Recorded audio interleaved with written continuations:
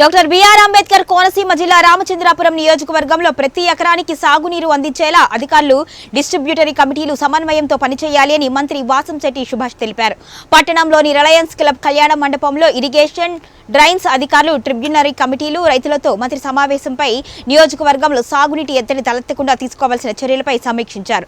ప్రస్తుతం పంట పొలాలు ఈనిక దశలో ఉన్నాయని సాగునీటి ఎద్దడి తలెత్తకుండా ప్రతి ఎకరానికి సాగునీరు అందించేలా అధికారులు చర్యలు చేపట్టాలి అని అన్నారు.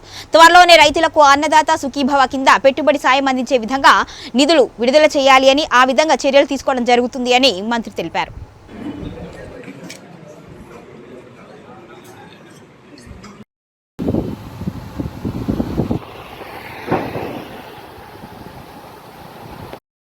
అధికారులు అందరికీ పేరు పేరున నమస్కారం. ముఖ్యంగా ఈ యొక్క సమావేశం అత్యవసరం. దీని వెంటనే కూడా పెట్టడానికి కారణం ఏ ఎకరం కూడా ఎండడానికి వీలు లేదు. నీటి ఎద్దడి అనేది రాకూడదు. కంప్లీట్గా అన్నీ కూడా ఎక్కడ కూడా ప్రాబ్లం లేకుండా చూడాలని ఉద్దేశంతో పెట్టడం జరిగింది.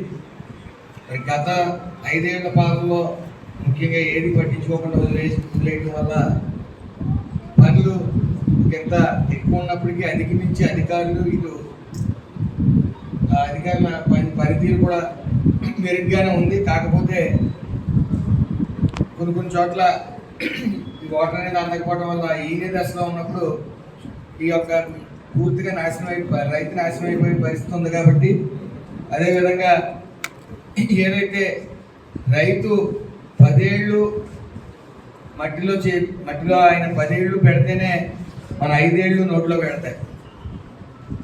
మరి ఆ 10 ఏళ్ళు పెట్టే పరిస్థితి ఇటు అధికారులు అలాగే డీసీలు కూడా పనిచేయవలసిన పరిస్థితి ఉంది.